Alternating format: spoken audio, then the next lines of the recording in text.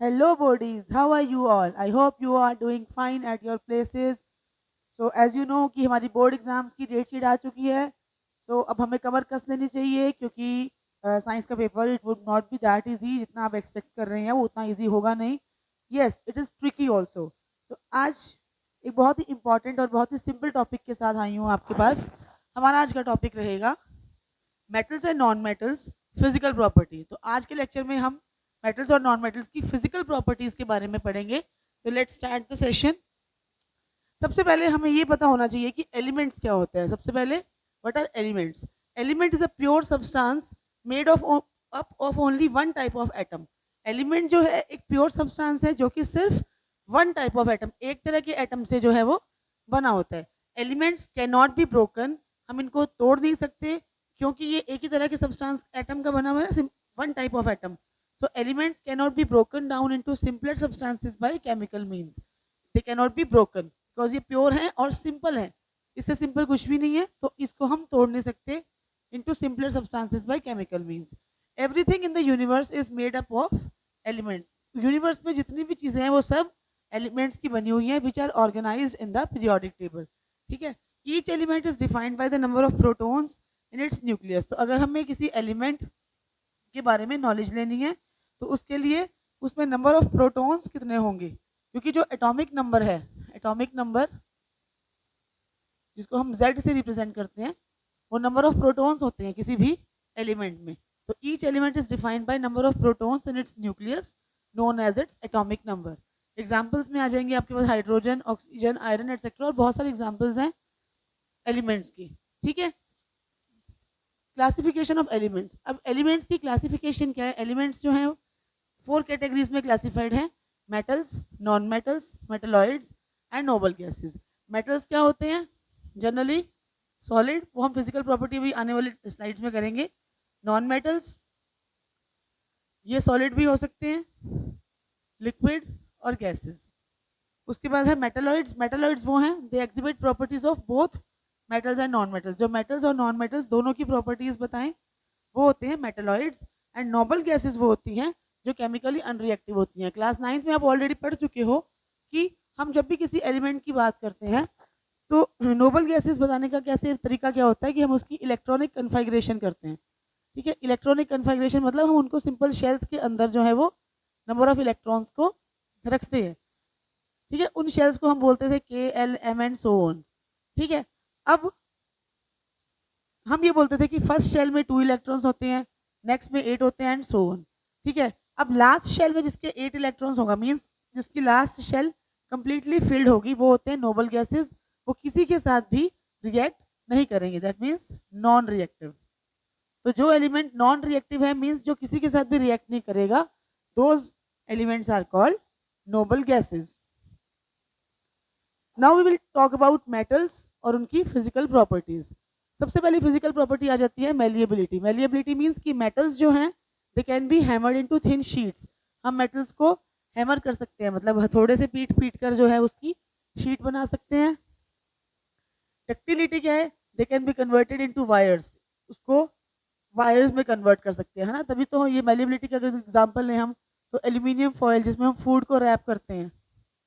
ठीक है. Aluminium is a metal और मेलिएबिलिटी की वजह से ये जो एल्यूमिनियम है ये शीट्स में कन्वर्ट हो जाता है. या हम मिठाइयों पे चांदी का वर्क लगाते हैं. ठीक है. डक्टिलिटी क्या है. दे can be converted into thin wires. जैसे ज्वेलरी वगैरह बनानी है या कॉपर की वायर्स जो यूज होती हैं इलेक्ट्रिसिटी में, या गोल्ड की जो वायर्स हैं या सिल्वर की जो वायर्स हैं. ठीक है. उस प्रॉपर्टी को हम बोलते हैं ductility. They can be converted into thin wires. Metals are the best conductor of electricity and heat. Metals जो है वो कंडक्टर होते हैं, बेस्ट कंडक्टर होते हैं इलेक्ट्रिसिटी और हीट के. Metals are lustrous. लस्ट्रस का मीन मतलब होता है shiny surface. Shiny surface. Metals का जो सरफेस है वो शाइनी है, that means lustrous. They have shiny appearance. Metals have high tensile strength. ठीक है.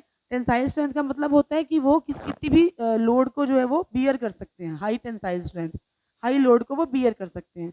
दे are sonorous means ringing sound. हम मेटल को किसी हार्ड सरफेस के साथ में अगर हिट करेंगे तो रिंगिंग साउंड आएगी, टन टन की आवाजें आएंगी. नेक्स्ट इज कि मेटल्स आर हार्ड. मेटल्स जो है वो हार्ड होते हैं.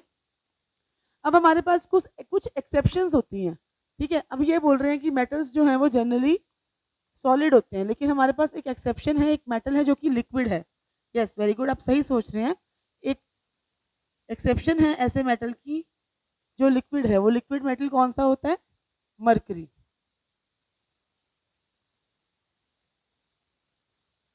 ठीक है, अब लास्ट जो हमने किया कि मेटल्स आर हार्ड, यहाँ पे भी हमारे पास एक्सेप्शन है सोडियम।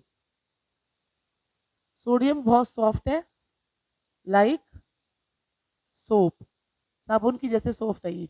इसको हम नाइफ से भी जो है वो कट कर सकते हैं। कुछ एक्सेप्शंस हैं इस तरह की। ठीक है, नेक्स्ट चलते हैं नॉन मेटल्स की फिजिकल प्रॉपर्टीज की तरफ। दे कैन बी सॉलिड, लिक्विड और गैस। सॉलिड भी हो सकता है लाइक सल्फर, लिक्विड हो सकता है ब्रोमीन, और गैसेस तो होती हैं एट रूम टेम्परेचर। ठीक है, दे आर नॉट मेलिएबल। जैसे मेटल्स का मैंने बताया कि वो मेलिएबल होती हैं, मतलब कि उनको कन्वर्ट कर सकते हैं थिन शीट्स में, लेकिन नॉन मेटल्स को नहीं कर सकते। टक्टाइल भी नहीं होती। तो ये क्या होती है? ये होती है ब्रिटल। ब्रिटल मीन्स अगर हम उनको थोड़ा सा भी हैमर करेंगे तो विल टूट जाएंगी, वो ब्रेक ऑन हैमरिंग। ठीक है, उसके बाद आते हैं they are poor conductors of heat and electricity making them good insulators. क्योंकि मेटल्स जो थे they were the good conductors of heat and electricity, तो उसके अपोजिट अगर हम जाएं तो non metals are good insulators. एक एक्सेप्शन यहाँ पे हमारे पास आ जाएगी ग्रेफाइट। ग्रेफाइट जो है that is a good conductor of electricity. They are non lustrous. ज़्यादातर जो मेटल है, most of the metals non metals are non lustrous, but यहाँ पर भी हमारे पास एक्सेप्शन आ जाएगी आयोडीन की। आयोडीन एक ऐसा नॉन मेटल है विच इज लस्टरस, इसकी शाइनी सरफेस होती है। Non metals are generally low melting and boiling points. Non metals के जो बॉइलिंग पॉइंट्स होते हैं या मेल्टिंग पॉइंट्स होते हैं वो लो होते हैं, low melting and boiling points. But diamond is an allotrope of carbon which is a major exception. क्योंकि डायमंड जो है आपको पता है, diamond hardest substance ever known, hardest substance जो अभी तक हमें पता है। तो हार्डेस्ट सब्सटेंस है तो इसका मतलब high melting and boiling point, high melting and boiling point. Rest of the non-metals have generally low melting and boiling points. They are non-sonorous. इनमें कोई ringing sound नहीं आती, meaning they do not produce a ringing sound when struck to a hard surface. They generally have low densities compared to metals. Solid non-metals are typically soft. जो solid non-metals होते हैं वो typically soft होते हैं ज़्यादातर, लेकिन यहाँ पर भी एक्सेप्शन आ जाएगी डायमंड, क्योंकि मैंने अभी बताया कि diamond is the hardest substance. और डायमंड जो है वो एज सच नॉन मेटल नहीं है, डायमंड एलोट्रॉप है, allotrope of carbon, and as you know that carbon is a non-metal. ठीक है, तो this is all about today's class. I hope आपको ये बहुत अच्छे से समझ में आ गया होगा। थैंक यू सो मच, और हम नेक्स्ट लेक्चर में बहुत जल्द मिलेंगे। Thank you, all the best.